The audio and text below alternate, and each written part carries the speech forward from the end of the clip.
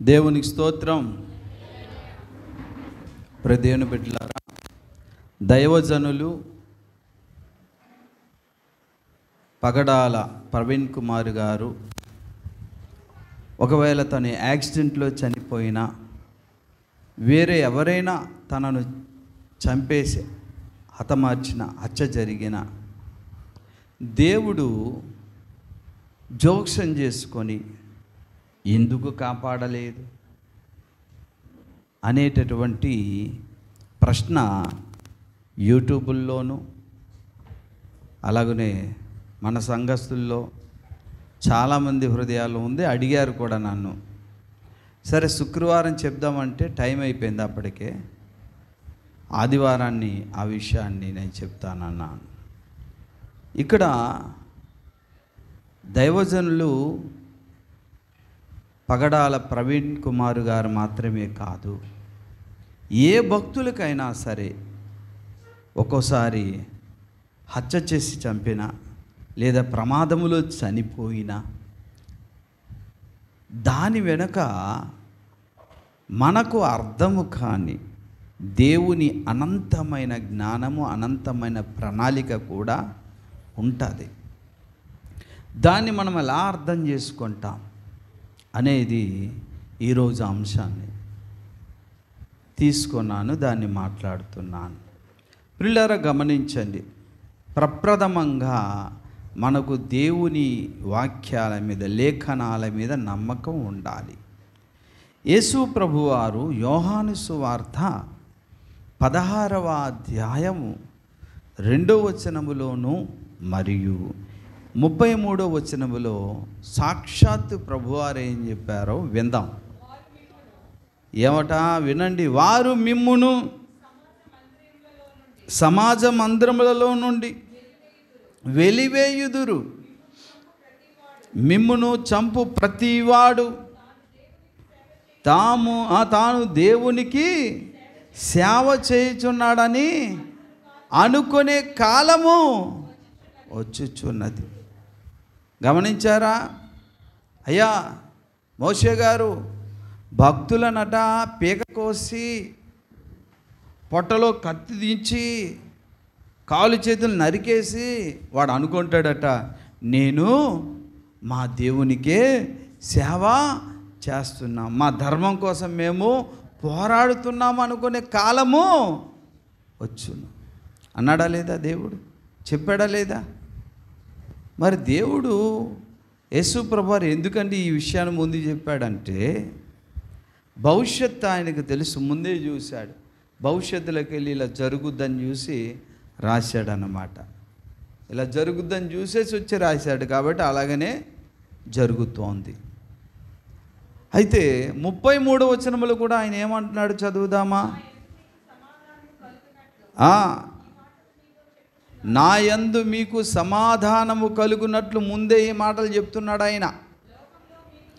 లోకములో మీకు శ్రమ కలుగును, అయినను ఇప్పుడు ఏం కావాలట?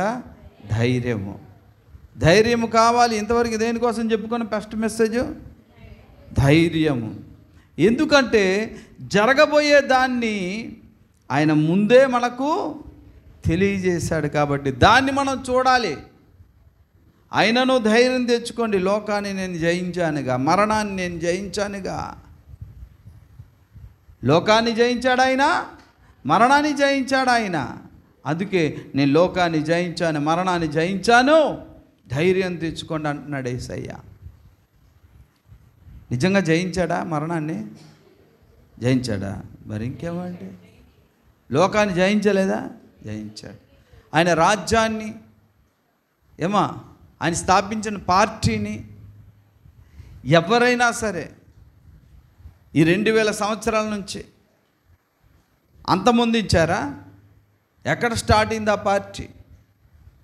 ఎక్కడో మనకు సుదూరాన, భూమికి నడుబొడ్డున, భూమికి సెంట్రల్ పాయింట్ యెరూషలేములో తన రాజ్యాన్ని స్థాపించి ఈ రోజున ప్రపంచ నలుమూలల అన్ని దేశాలలో యేసయ్య రాజ్యం కట్టబడుతుందా లేదా? వేళ్లతో సహా పిగిలించేద్దాం అనుకున్నారు ఎంతోమంది రాజులు. నీరో చక్రవర్తి అనుకున్నాడు ఆ కాలంలో. మొన్నను ఎవరండి, హిట్లర్ అనుకున్నాడు యూదుల్ని చంపి క్రైస్తవుల్ని చంపేద్దాం, లేకుండా చేద్దాం అనుకున్నారు. అయిందా అది? కష్టం అండి. ఎందుకు ధైర్యం తెచ్చుకోవాలంటే దేవుడు తన రాజ్యాన్ని స్థాపించి భూమి మీద అన్ని దేశాలను ఆయనే వచ్చి మరలా పరిపాలిస్తాడు. ఆ 1000 ఏళ్ళు అయిపోయిన తర్వాత కూడా భూమి, సూర్యచంద్ర నక్షత్రాదులు ఏవి ఉండవు. కొత్తగా నూతన యెరూషలేముని కట్టి ఆ నూతన యెరూషలేము మనమందరం ఉండి మరలా కొత్త భూమి, కొత్త ఆకాశము, మరలా ప్రపంచాలంతటినీ కూడా మనమే ఏలుతాము. కాబట్టి ధైర్యం తెచ్చుకోండి అన్నాడు. హల్లెలూయా, హల్లెలూయా. అర్థమవుతుందండి? కనుక అపోస్తుల కార్యం 14వ అధ్యాయము 22వ వచనాన్ని కూడా చదవండి. శిష్యుల మనస్సులను దృఢపరచి విశ్వాసమందు నిలకడగా ఉండవలననియు అనేక శ్రమలను అనుభవించి మనము దేవుని రాజ్యములో ప్రవేశింపవలననియు వారిని హెచ్చరించిరి. దేవుని స్తోత్రం, హల్లెలూయా. చూసారండి, విశ్వాసమందు నిలకడగా ఉండాలి. మీరు అనేకమైన సుఖములను అనుభవించి అన్నాడా? అయ్యా, మీరు అనేకమైన సుఖములను అనుభవించి అన్నాడా? కానీ ఈరోజు వాట్సాపుల్లోనూ, యూట్యూబుల్లోను, ఫేస్బుక్లోను, ఇన్స్టాగ్రాముల్లో ఏమొస్తాయండి? దేవుడి యొద్దకు రండి, మీ బాధలన్నీ పోతాయి, ఏదైనా పోద్ది రండి అంటున్నాడు ఆయన. అందరూ ఇదే చెప్తున్నారు కాబట్టి నమ్మి వస్తున్నారు. ఏదైనా శ్రమ రాగానే ఏం దేవుడు అండి, ఇన్ని శ్రమలు ఏంటని వెనక్కి వెళ్ళిపోతున్నారు చాలామంది. అయితే దేవుడు సమస్యలు తీస్తాడండి. ఒకటే చెప్పక దేవుడు సుఖ దుఃఖములను జత చేశాడు. అది చెప్పడు. వచ్చిన తర్వాత కూడా కనీసం చెప్తాడా? దేవుడు నమ్మిన తర్వాత, మనం నమ్మైతే నమ్మాము, కానీ మనకు కొన్ని శ్రమలు వచ్చినా సరే విశ్వాసాన్ని పోగొట్టుకోకూడదు, దేవుడి మీద నమ్మకాన్ని పోగొట్టుకోకూడదు. వస్తాయి మనిషి అన్నాక, దేవుడే చెప్పాడుగా.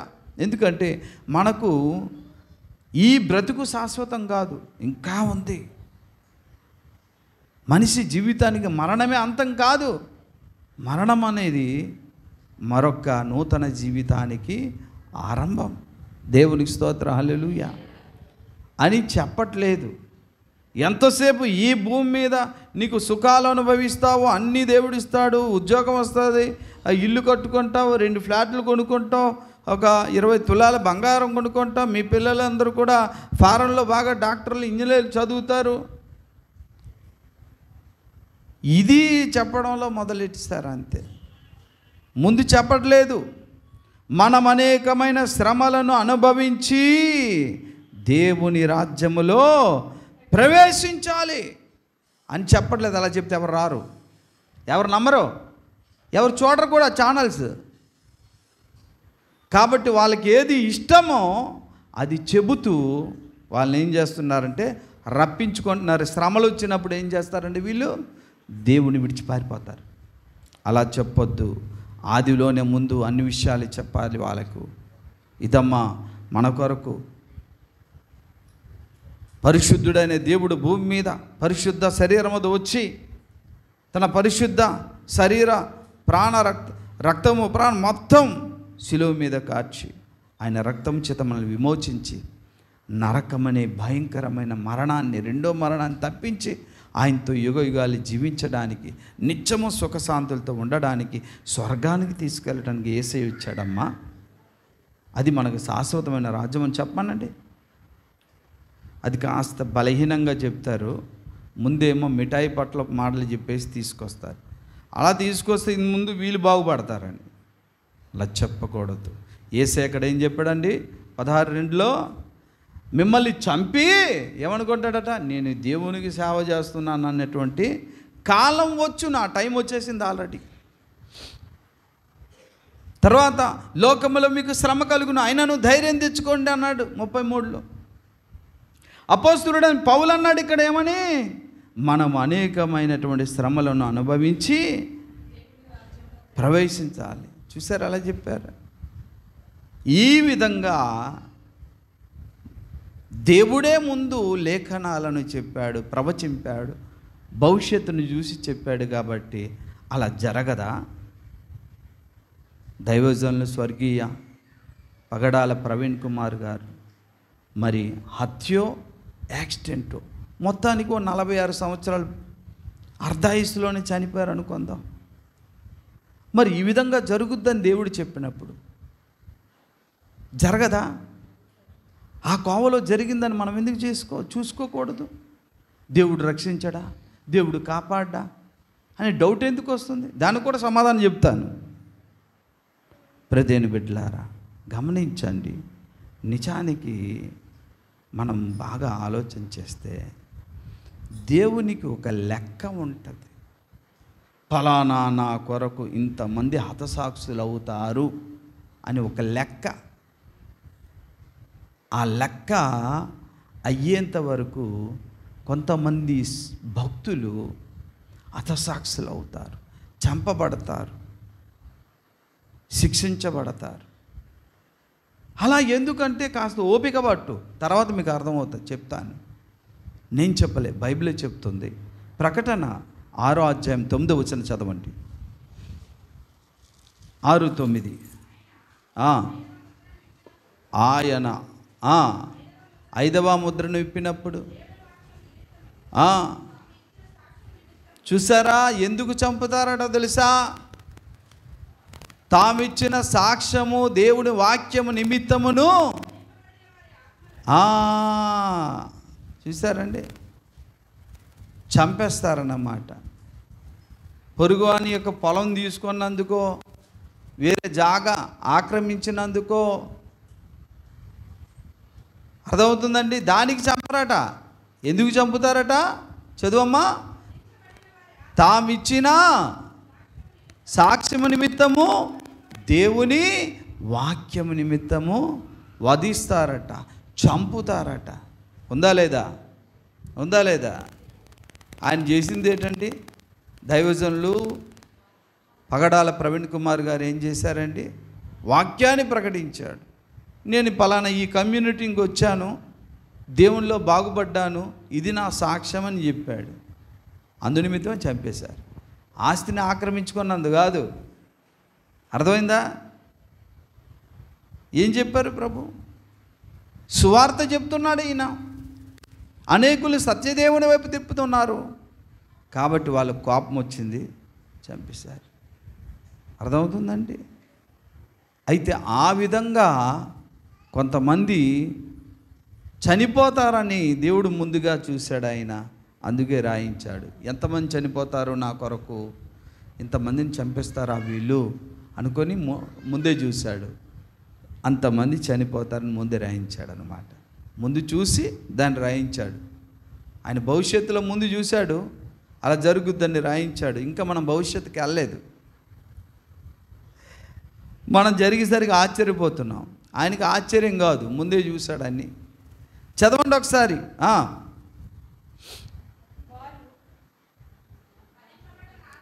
వధింపబడిన ఆత్మల బలిపీఠము క్రింద చూచి తిని వారు ఏమంటున్నారట? నాథా, సత్యస్వరూపి, పరిశుద్ధుడా, ఎందాక భూలోక నివాసులకు తీర్పు తీర్చక ఎందువు, ప్రతిదండన చెయ్యకయు, ఎందాక భూలోక నివాసులకు ప్రతిదండన, శిక్షకు ప్రతి శిక్ష వేయకుంటావు ప్రభా అనుకొని బలిపీఠము కింద ఉన్న ఆత్మలు, ఎవరి ఆత్మలట? వధించబడింది. మామూలుగా చచ్చిపోయిన వాళ్ళు కారు, చంపబడ్డవారు కేకలేస్తున్నారట. అప్పుడు దేవుడు ఏం సమాధానం చెప్తున్నాడు చూద్దాం. ఇయ్యబడెను, మరియు వారి వలనే, అంటే వాళ్ళలాగే మరికొంతమంది చావవలసిన వారు ఉన్నారు. ఆ లెక్క పూర్తయ్యేంత వరకు కాస్త మీరు ఏం చేయాలట? ఓపిక పట్టండి. అర్థమైందండి? ఆ లిస్టులోకి మరి దైవజనులు పగడాల ప్రవీణ్ కుమార్ గారు వెళ్ళిపోతారు, హతసాక్షుల లిస్టులో. అది ఎందుకు కాపాడొచ్చు కదా అన్ను వడక్క, దానికి కూడా సమాధానం చెప్తాను. దేవుని చిత్తం అది. అర్థమవుతుందండి? మరి మనం ఇలా అనుకోవచ్చు, భార్య పిల్లలకి అన్యాయం అయిపోయింది కదా, బ్రతికితే మరో 80 సంవత్సరాలు బ్రతుకును కదా, దేవుడు అన్యాయమే చేశాడండి అని అనుకోక నువ్వు. నేను చెప్తున్నాను పిల్లారా, ఒకవేళ మీరు అలాగ అన్యాయం అయిపోయింది అనుకోవచ్చేమో, కానీ దేవుడు సర్వ విధాల భక్తులు హతసాక్షులైతే వాళ్లకు సర్వ విధాల న్యాయం చేస్తాడు ఆయన. హల్లెలూయా. వారి భార్యకు కానీ, వారి పిల్లలకు కానీ, వారి తల్లిదండ్రులకు కానీ, వాళ్ళ అక్క చెల్లెలకు ఆయన చెయ్యగలడు, చేస్తాడు. బహుశా మీరు అనుకోవచ్చు భూమి మీద జరగలేదని, 1000 ఏండ్లలోనైనా చేస్తాడు, విశ్వంలోనైనా చేస్తాడు. అప్పుడు వాళ్ళు చెప్పుకుంటారు, ప్రభువా చిన్న శ్రమ అండి, చంపేశారు నన్ను, చచ్చిపోయాను. వాళ్ళు చంపకపోయినా మరలా ఏదో వ్యాధి వచ్చాయని చచ్చిపోతాను.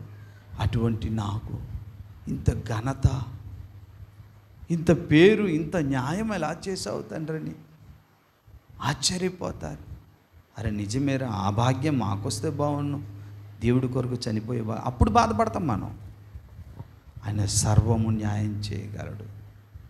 అర్థమవుతుందండి? అది మనకు తెలియదు. న్యాయం చేయగలడు. తన పిల్లలకు కానీ, తన భార్యకు కానీ, తన తల్లిదండ్రులు కానీ, లేదా తన భర్తకు కానీ చేయగలడు ఆయన. ఆయన పేరే న్యాయాధిపతి. ఆయన దగ్గర న్యాయము దొరకదు, నాకు దొరకలేదు అనేటటువంటి క్యాండిడేట్ ఎవడు ఉండడు. అందరికీ గొప్ప న్యాయము చేయవాడు. ఆయన తీర్పు తీర్చినప్పుడు నిర్మలుడుగా అగుపడతాడట, కలంకం లేనివాడుగా. హల్లెలూయా, హల్లెలూయా.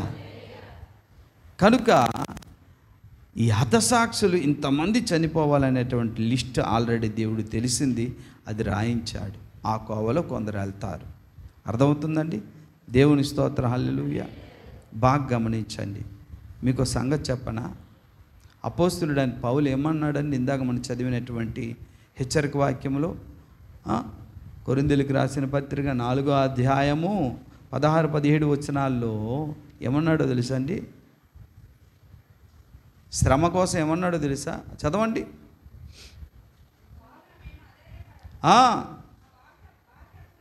కృషించుచున్నను అంతరంగ పురుషుడు దినదినము నూతనపరచబడుచున్నాడు. మేము దృశ్యమైన వాటిని చూడగా అదృశ్యమైన వాటిని నిదానించి చూచుచున్నాము. అదండి, హల్లెలూయా. క్షణమాత్రం ఉండే చులకన శ్రమట. చూసారా? క్షణమట, శ్రమ కూడా చులకనదట. ఏంటి? పౌలు గారు ఎన్ని శ్రమలన్నీ అనుభవించాడు? ఎన్నో మార్లు, ఒకటి తక్కువ 40 దెబ్బలు తిన్నాడా లేదా? అవునా? ఉపవాసాలతో ఉన్నాడా లేదా? ప్రమాదాల్లో చిక్కుడు పోయాడా లేదా? సముద్రంలో వాడ బద్దలైపోయిందా లేదా? సొంత స్వజనుల వల్ల కూడా రాళ్లతో దెబ్బలు తిన్నాడా లేదా? అవునా? వాటన్నిటి కలిపి ఏమంటున్నాడు ఆయన? క్షణమాత్రం ఉండే శ్రమ అనలేదు, మళ్ళీ చులకన శ్రమ అన్నాడు. హల్లెలూయా. అర్థమవుతుందా? చులకన శ్రమ అంటే శిరస్సు ఖండించబడ్డం చులకన శ్రమ. అదేమో శిరస్సే కదా పోయింది. మళ్ళీ ఆయన వచ్చినప్పుడు మహిమదేహం వడా ఏంటి? ఏం అద్భుతమైన సాక్ష్యం అండి. భక్తులు అలా ఎంచుకుంటారు కాబట్టి మరణానికి వారు భయపడరు. అర్థమవుతుందా? మనమందరం బ్రతుకుతాం, మనమందరం తిరిగి బ్రతుకుతాం. వారు బ్రతుకుతారు ఇదే శరీరాలతో, మట్టి దేహాలతో, నిత్య నరకంలో యుగ యుగాలు కాలడానికి. చెప్పాను కదా నిత్య తీర్పు అనే విషయంలో, చెప్పలేదా? కిందటి వారమైనా వచ్చింది. కాబట్టి వాళ్ళు బ్రతుకుతారు మట్టి దేహాలతో, కులిపోయిన దేహాలతో, యుగ యుగాలు దాంతో కాలుతారు. వాళ్ళు మనము లేస్తాం, ఇది మహిమా దేహంగా మారిపోయి ఏ రోగాలు లేని వారముగా యుగ యుగాలు దేవునితో విశ్వాన్ని ఏలుతాం. అర్థమైందా? దేవుడి దృష్టిలో ఈ భూమి మీద ఉన్నటువంటి జీవితకాలం ఎంతో తెలుసా? క్షణమాత్రమే. ఆ సత్యాన్ని గ్రహించాడు అతను. క్షణమాత్రం ఉండేటటువంటి శ్రమ, చులకన శ్రమ అన్నాడు.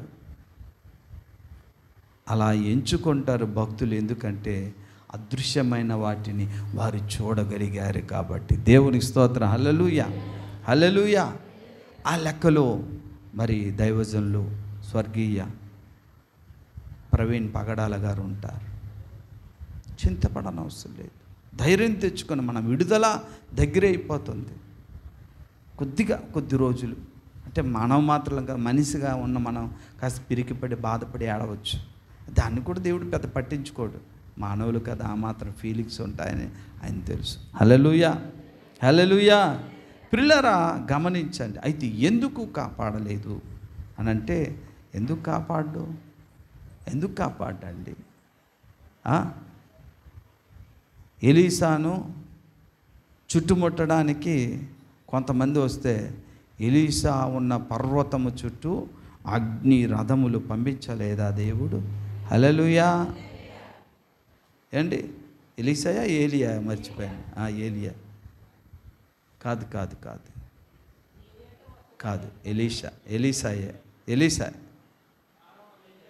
ఎలీసాయే. ఎందుకంటే ఎలీసా ఉన్నటువంటి పర్వతము చుట్టూ అగ్ని రథాలను దేవుడు పంపించాడు. అప్పుడు తన దగ్గర ఉన్నటువంటి శిష్యునికి, దేవా వీని కళ్ళు కూడా తెరవమంటే అప్పుడు తెరిస్తే కనిపిస్తుంది అన్నమాట. ఎలీసాయే. సరేలే పోలేండి, అయితే స్పష్టంగా మనం చెప్పాలి, యూట్యూబ్లో రికార్డ్ అవుద్ది. సరే పిల్లారా గమనించండి. సరే, ఏలియాని తీసుకెళ్ళడానికి అగ్నిరథాలను పంపించలేదా? పంపించాడుగా, అవునా? చెప్పండి.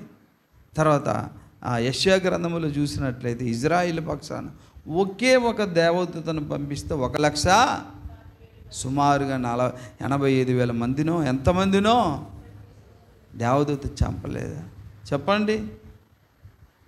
కొంతమంది భక్తుల జీవితాలలో ఇలా అవ్వాలనుకుని దేవుని అనంతమైనటువంటి జ్ఞానము చేత అలా జరగనిస్తాడు. అలా జరగనిచ్చినప్పుడు మనకు అర్థం కాని బుర్రతోటి దేవుని మీద నింద మోపకూడదు. ఆయన ఎవ్వరికైనా సంపూర్ణమైన న్యాయం చేస్తాడు. హల్లెలూయా, హల్లెలూయా. పిల్లారా, అయితే ఎందుకు ఇలా జరుగుతుంది అని అంటే, నిజానికి చెప్పాలనుకుంటే దేవుడు తాను సృజించినప్పుడు మనుషునికి ఒక స్వతంత్ర వ్యక్తిత్వం కలిగిన వ్యక్తులుగానే సృజించాడు. అర్థమవుతుందండి? మనం ఆదికాండములో చూసినప్పుడు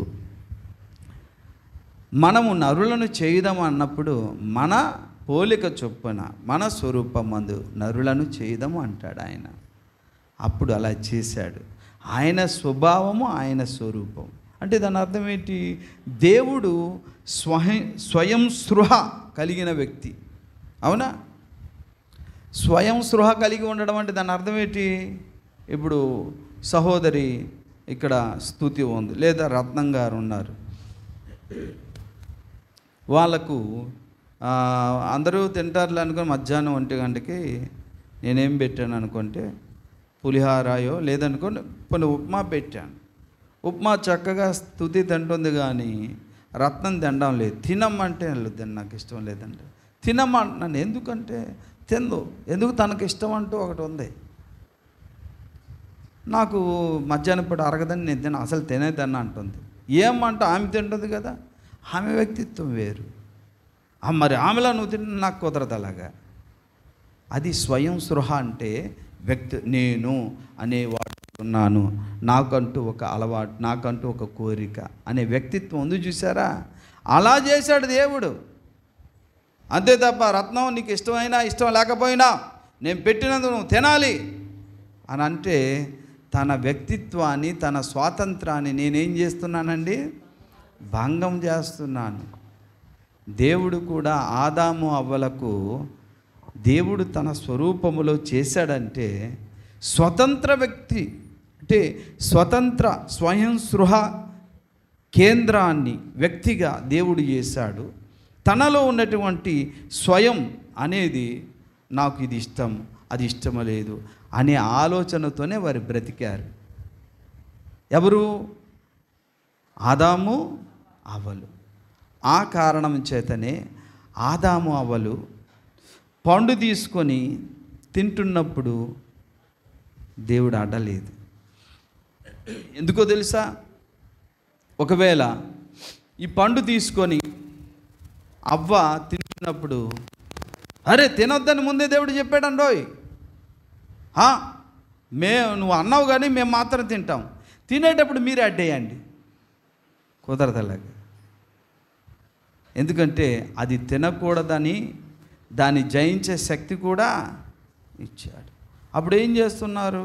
ఇలా పట్టుకొని తినేసేటప్పుడు, అరే అవ్వ నువ్వు వద్దన్నా తింటావా అనుకొని అవ్వ చెయ్యి నోరు పడిపోయింది అనుక,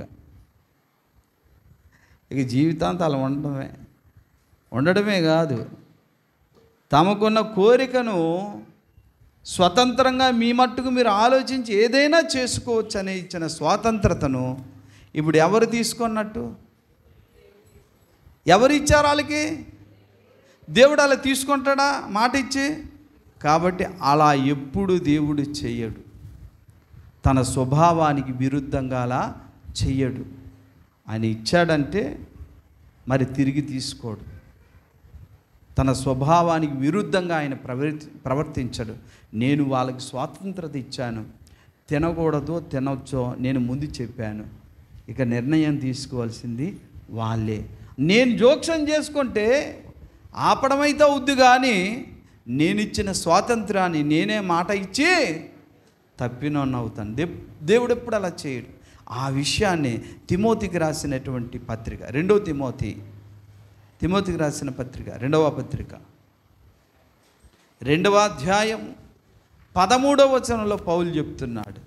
మరొక 5 నిమిషాలు చెప్పి నేను ముగిస్తాను. మనము నమ్మదగని వారమైనను ఆయన నమ్మదగినవాడు ఉండును. ఈ మాట అండర్లైన్ చేసుకోండి. ఆయన తన స్వభావానికి విరోధముగా ఏమీ చేయడు. నేను ఇచ్చాను మీకు స్వాతంత్రత, కాబట్టి స్వతంత్రంగా నువ్వు తిందాం అన్నప్పుడు కాలు చేయి పడేస్తే ఇంకేముంది? ఆదాము కూడా సేమ్ అంతే. ఆదాము తెలుసు, ఇది తింటే నేను చచ్చిపోతానని దేవుడు చెప్పాడు, నాకు తెలుసు, అయినా తింటాను. ఆదాము ఆ పండు తినకుండా ఆపేయచ్చు కదా, ఆపడు దేవుడు. ఎందుకంటే ఆదాము తినకుండా ఆపుకోగలడు, ఆ శక్తి ఇచ్చాడు. ఒకవేళ ఆదామే తింటుండగా దేవుడు ఆపేస్తే దేవుడు ఇచ్చిన స్వాతంత్రం దేవుడే తీసుకున్నట్టు. దేవుడు అలా చేస్తాడా? చేయడు. సరే జరగనేమో, దాన్ని కూడా నేను నా బిడ్డల్ని మార్చుకోగలనని దేవుడు తిన్నిచ్చాడన్నమాట. అలాగనే ఆ బిడ్డల్ని దేవుడు కాపాడుతాడు. ప్రవీణ్ పగడాల గారిని కావచ్చు, భక్తుల్ని కావచ్చు, కాపాడగలడు. కానీ ఒక్కోసారి మన బుద్ధి కూడా ఒక్కసారి ఏమవుతుందో తెలుసా? సార్ అయితే బాగా చక్కగానే వెళ్ళారు, హతసాక్షుల లిస్టులో చేరాలని దేవుడి ముందు ప్లాన్ ఉందేమో, చేరనియ్యండి. మరికొంతమంది వ్యక్తులు ఏం చేస్తారు? కొంతమంది, ఓ సహోదరు నాకు బాగా తెలిసి, పేరు చెప్పను, ఒకసారి ప్రార్థన చేస్తే ప్రార్థనకి వెళ్ళినప్పుడు ఆమెకు ఏదో చిన్న మేకు గుచ్చుకుంటే కాలు వాసిపోయింది. మాస్టమ్ గారే మంచి విశ్వాసపరురాలు. అయితే అమ్మా సెప్టిక్ అయిపోద్ది, మీరు వెళ్ళి డాక్టర్ గారి దగ్గరికి వెళ్ళి ఇంజక్షన్లు వేసుకొని షుగర్ మాత్రలు వాడని టచ్. నేను షుగర్ కాదు, బీపీ కాదు, నేను ఏది వాడను, విశ్వాసంతో తగ్గించుకుంటాను అన్నారు. శావ ఉంది, భర్త చనిపోయారు. అది కాదమ్మా, విశ్వాసం ఉంది కానీ మెడిసిన్ వాడడం తప్పు లేదన్నాను. లేదండి మేము అన్నాడు. సరేనండి, 2 నెలలు అయిపోయింది, కాలు మొత్తం కుళ్ళిపోయింది. ఇరుగు పొరుగు వాళ్ళందరూ విశ్వాసులందరూ గట్టిగా హెచ్చరించి చెప్తుంటే ఇల్లమ్మ అంటే, సరే అండి ఆ కాలు తీసేయాలి అంతే, తీస్తే తప్ప ఆవిడ బ్రతకదు. అలా సెప్టిక్ అయిపోయింది షుగర్ వల్ల. సరేనండి, వారం రోజుల ముందు వెళ్ళారు. వెళ్ళి చూశారు డాక్టర్ గారు. ఎందుకు తీసుకొచ్చారు? మొత్తం బాడీకి అది స్ప్రెడ్ అయిపోయింది, చచ్చిపోతారండి. చచ్చిపోయింది ఆమె. ఎవరన్నా అడగండి, చచ్చిపోయింది. మొండి దేవుడు ఎవరి ద్వారానో తెలియజేశారు. వీళ్ళమ్మ కాస్త మరలా నువ్వు ఒక 10 సంవత్సరాలు బ్రతికితే దేవుని సేవ చేద్దువు కదా, మరి కొన్ని ఆత్మలు రక్షిస్తావు కదా అని ఎవరి ద్వారా సలహా చెప్తే వినరు. మొండేనమాట. కాబట్టి అలా కూడా కొంతమంది ఏమవుతారంటే బలైపోతారు. సరే నీ ఇష్టం తల్లి, వాడవు కదా అని వదిలేస్తాడు. మార్గాన్ని దేవుడు చూపిస్తాడు. ఆపద వచ్చుట చూచి బుద్ధి గలవాడు ఏం చేస్తాడట? తప్పించుకుంటాడట. బుద్ధి లేనివాడు ఎదురాడి ఆపదలో పడతాడట. సామెతలో ఉందన్నమాట. కనుక ఒక్కోసారి మనం ఏం చేస్తాం అనుకుంటే, దేవుడు ముందు చెప్పిన వినకపోతే ఒక్కోసారి గాయాలు తప్పవు. మరికొందరు విషయాలు దేవుని నిర్ణయం కూడా ఉంటుంది. పలానా ఈ టైంకి అలా చనిపోవాలి, అది సమాజ హితవు కొరకు కానీ, హతసాక్షుల లిస్టులో చేరడము కానీ, ఈ విధంగా చేయడానికి కూడా దేవుని యొక్క ప్రణాళిక ఉంటుంది. దేవుని స్తోత్రం, హల్లెలూయా. ప్రియులారా, ఇంకో విషయాన్ని నేను మీకు తెలియజేయాలి. ఏంటంటే అదే ప్రకటన గ్రంథము 20వ అధ్యాయము 4వ వచనం. త్వరగా నేను ముగిస్తాను.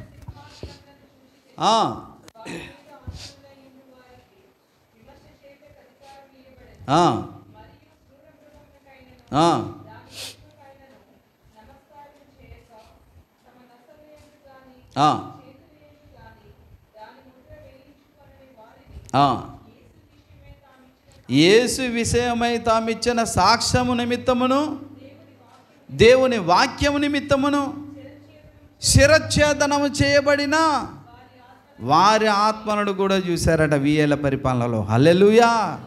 అంటే అర్థమైందా? వీళ్ళు బ్రతుకుతారు కదా, మళ్ళీ రాయబడి ఉంది కదా, తిరిగి బ్రతుకుతారు, 1000 ఏళ్ల పరిపాలనలో జీవిస్తారు వాళ్ళు కూడా. వారికి మనకంటే గొప్ప ఘనత ఉంటుంది. అర్థమవుతుందండి? కాబట్టి దేవుని అనంతమైన జ్ఞానం మనకు ఒక్కోసారి అర్థం కానప్పుడు దేవుని మీద భారం పెట్టి విశ్వాసంతో నిలబడాలి. ఏది జరిగినా అది దేవుని యొక్క చిత్తమే, నువ్వు ఏదైనా మంచిగా చేస్తావు తండ్రి అని నమ్మడమే విశ్వాస జీవితం. హల్లెలూయా, హల్లెలూయా. ప్రియులారా, ఇంకా గమనించినట్లయితే ఒక్క మాట నేను చెప్పేసి నేను ముగిస్తాను. అపోస్తుల కార్యం 13వ అధ్యాయం 48వ వచనాన్ని కూడా చదవండి.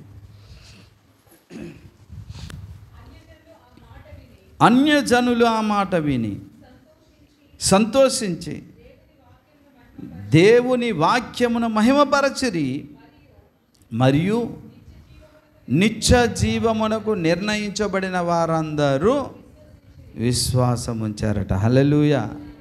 గమనించండి, దేవుడు ముందుగానే ఇంతమంది నిత్య జీవం పొందాలని ముందుగా నిర్ణయించాడు.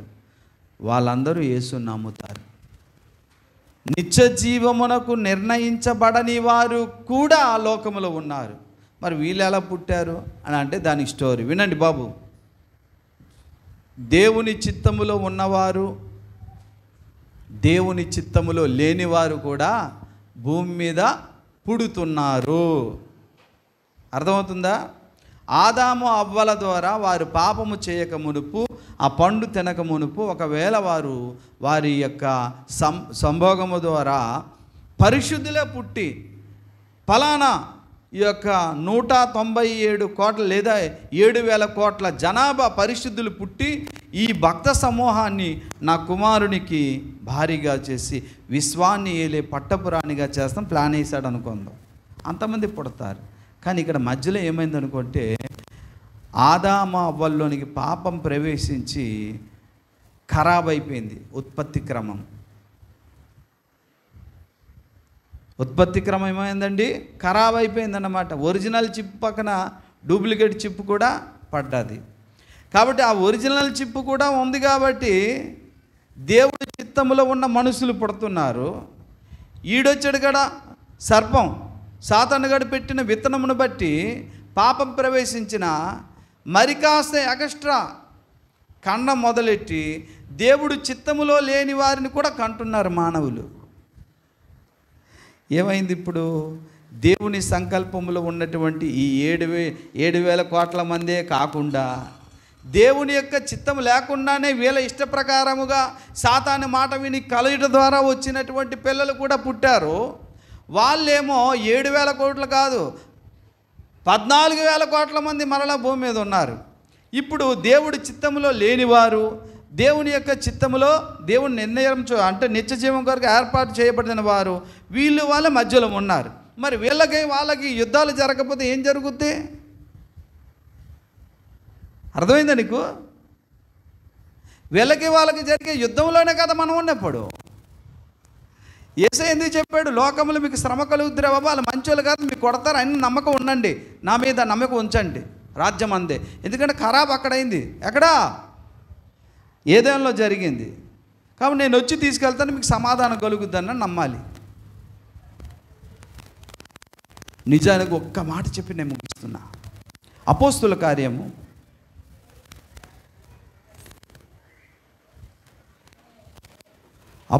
కార్యము 20వ అధ్యాయం 20 ఒకసారి చూస్తున్నాను, 20 కాకపోవచ్చు, 26 వచనాన్ని చదవండి. ఈ మాట చెప్పేసి నేను ముగిస్తాను. ఇంకా ఏదైనా సందేహం డౌట్ ఉంటే నాకు మరలా అడగండి, వచ్చని చెప్తాను, లేదా శుక్రవారం చెప్తాను. అపోస్తుల కార్యం 26:18 గూర్చియు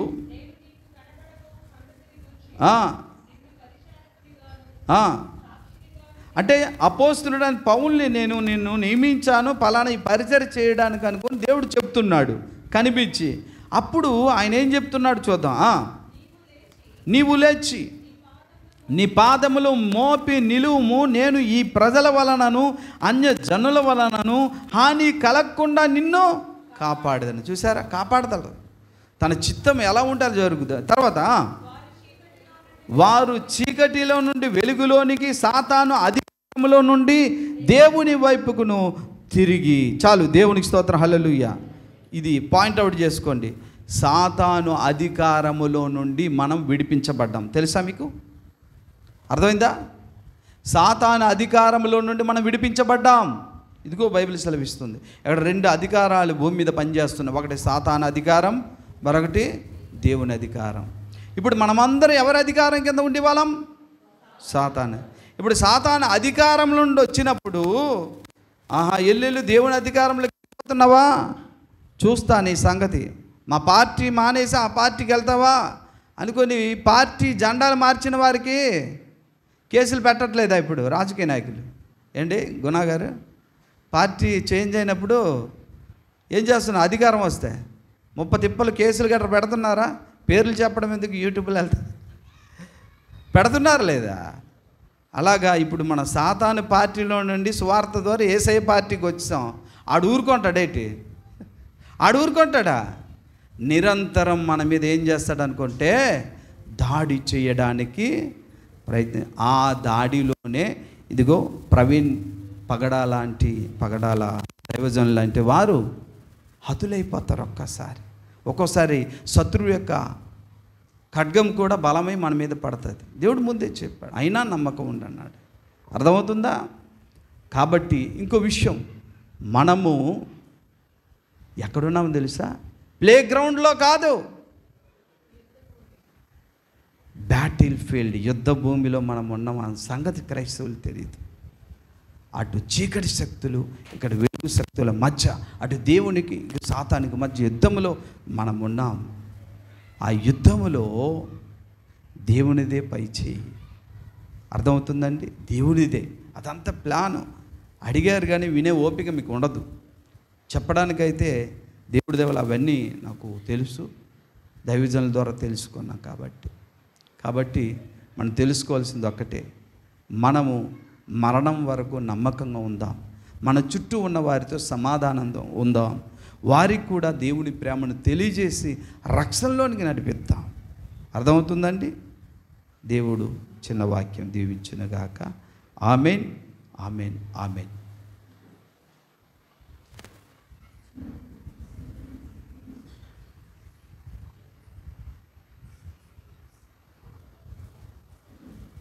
దయచేసి చిన్న